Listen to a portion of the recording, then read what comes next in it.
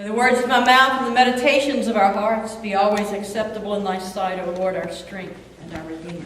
Amen.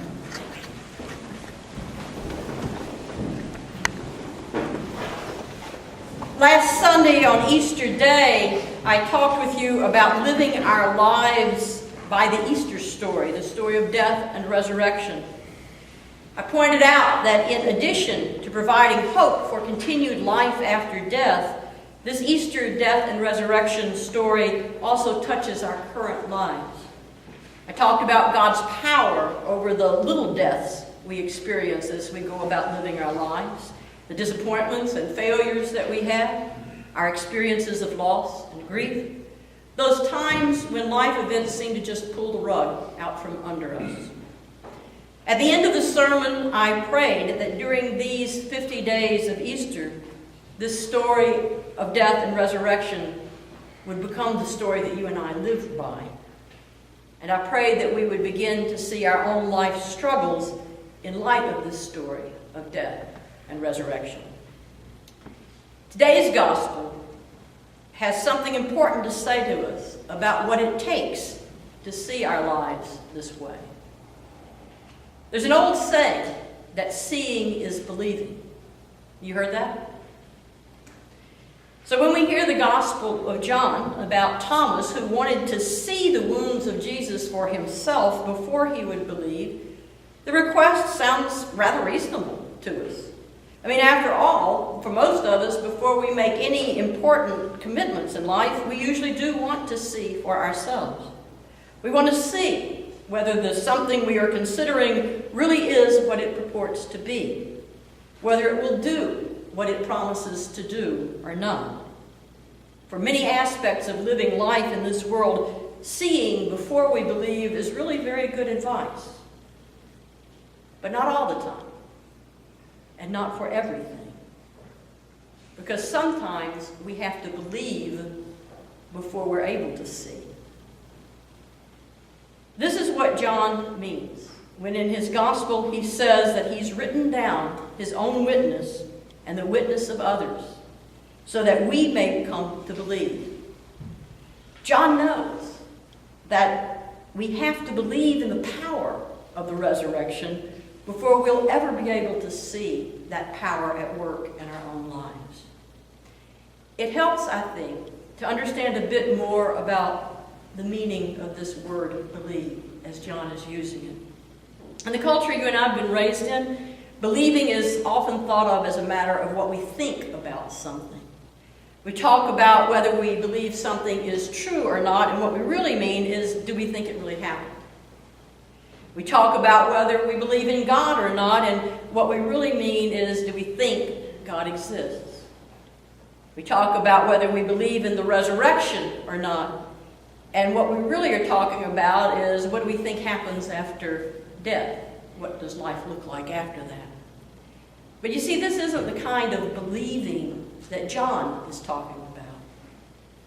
John isn't talking about what we think about something. And the kind of believing that John is talking about has something to do with what we mean when we say we believe in a person. Usually when we use that, we say we believe in somebody, we're talking about somebody that we admire, or that we respect, that we love, that we trust. When we talk this way, obviously we're not talking about whether we think that person exists or not. That's not what we mean at all when we say we believe in him or her. We're not talking about whether we think that person is real or not, or just a figment of our imagination.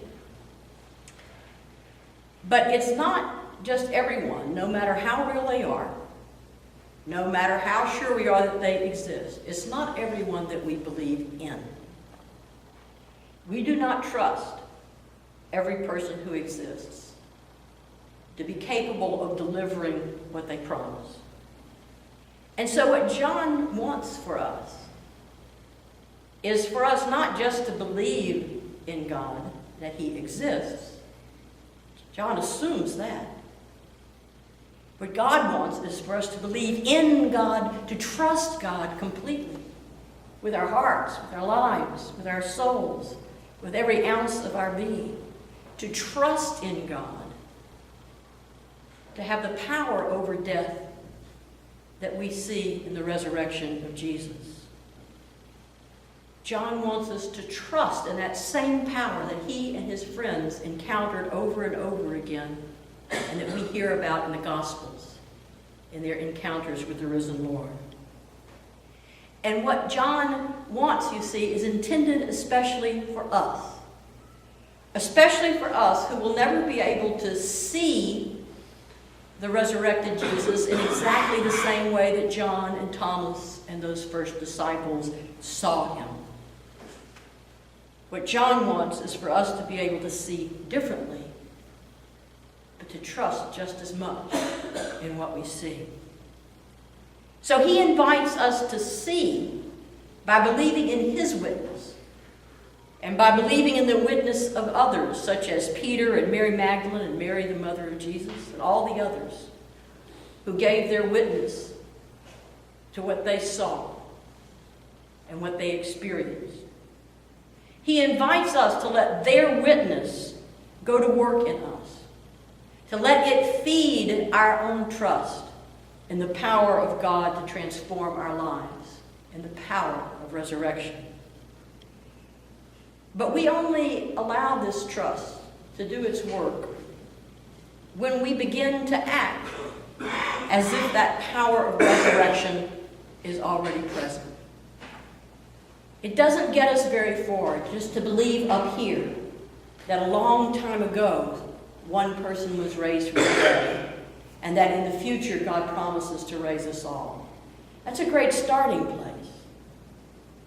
But if we leave it out there, if we don't allow the witness that changed their lives to come into our hearts and change our lives, then it's just an intellectual exercise. And the power of resurrection is about a lot more than just an intellectual exercise. So if we trust in this witness that we spend 50 days reading about specifically in Easter, if we can trust in their witness, then we can begin to act as if that's already happening in us, whether we feel it, see it, experience it, or not. This practice of acting as if is actually a tried and true technique that's used by many therapists and counselors. It's used by them to help their clients change the way they think and the way they feel and the way they approach life in the world.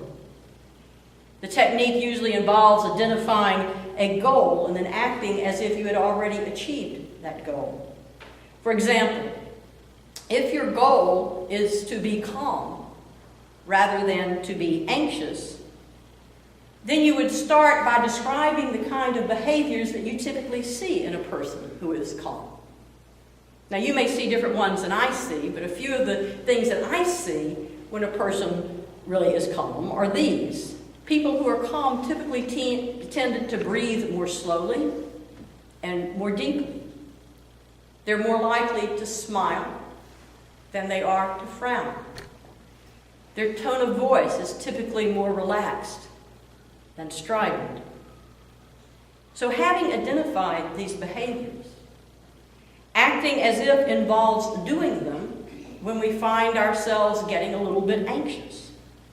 So that every time we feel a little anxiety creeping up, one way to become calm and to practice becoming calm is to use those behaviors that we see in people who are calm.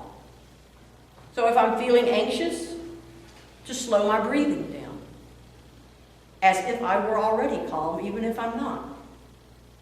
If I'm feeling anxious, to let the corners of my mouth gently turn up, so that my body is doing what I would do if I were calm, even if I'm not.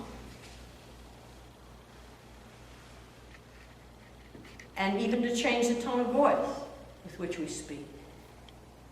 To purposely, when we find ourselves either speaking frantically and trying to get it all done like this, even when we don't feel calm and we're so anxious and nervous that it might not happen, we might not get it all done, we might not be able to get there in time, to purposely just start changing the way we talk and use our voice to do these behaviors and to do them over and over again, not just once, and say it didn't work. But the amazing thing is that when we begin to do these behaviors acting as if we're calm at those times when we notice that we're anxious, we begin to realize that we actually do become calm. That just changing those things, acting as if, brings on the calm. Well, I want to tell you that the same practice works in opening your life to the resurrection power of God. Let me say that again. The same practice works, this as-if practice works, to open us to the resurrection power of God. So that even when we're in the midst of the little deaths of life, even if that power of resurrection seems totally far removed, only like something that happened long ago and that maybe we could hope for in the future, but so far removed from what we're going through now, we can allow ourselves to open to that power by acting as if it were already there. If that became our spiritual goal, what would life look like if our spiritual goal for each one of us was to leave this place, and in all the struggles that happen in the days and weeks ahead, that each time we noticed ourselves getting caught in that struggle, we began to act as if the power of resurrection were already there. If you think about people whose life witnesses to the power of resurrection, you might begin by thinking about their behaviors. I mean, when we thought about someone who was calm, we thought about what their face looked like. We thought about how they breathed. But what about people who have witnessed to us by their life or words that God has acted in their lives? What are some of the things we notice? It might be different for different ones of us. But one of the things I've noticed is usually these are people of prayer. Usually they are people who spend some time daily. Maybe it's not a whole lot of time, but spend some time daily in prayer and meditation. And usually it's people who are open to having conversations with God that they call prayer, that we might just call talking to yourself. But they know it's talking to God. Usually the people I know that are able to witness to the power of resurrection in their lives spend some time in prayer. Usually the people that I know who witness to the power of resurrection in their lives have learned that it's okay to ask for help when you need it. That God has put us here to be in community and in relationship with each other. That we really are the body of Christ to one another. And that to ask for help from one of God's instruments of help is not only okay, but is how God reaches out and touches us with power of resurrection. Most of the people who I know who are able to witness to the power of resurrection in their lives are not afraid to ask for help when they need it. Most of the people I know who witness to the power of resurrection in their lives are able to talk about some of the surprising blessings that happen to them as blessings, not as coincidences, as God's grace, not as, oh, how lucky they are. Most of these people are able to say when something surprising happens, oh, that's a God thing. They're able to articulate that, witness to it, say it for themselves, recognize it as such when it happens. Not just once, but over and over again in their lives. And so a place to start, if we want to open ourselves to this power of resurrection that is already here for each of us and will touch us in the midst of every little death and every struggle we have, one way is to act as if it's already there by doing those same behaviors. If it worked with them, it probably will work to open you up as well. It doesn't make the power happen. The power's there. It opens you to it. And prayer, and recognizing God's action and calling it God instead of just luck or coincidence, being able to talk about it, being able to ask for help, all of these things are things that open us to the power of God's resurrection in our lives. It doesn't happen in one sitting. It happens when we're willing to act as if over and over and over again. And before long, we begin to realize that we can see God's power of resurrection all over the place in our lives. Not in the same way that Thomas and John did, but in the way that God brings that power home to us today. Because you see, although the old saying that seeing is believing does describe the way we usually go about doing things, the way to transforming our lives depends on turning that saying around, turning it on its ear. We are more able to see new life, the new life that God offers, when we trust in God's power to offer it to us.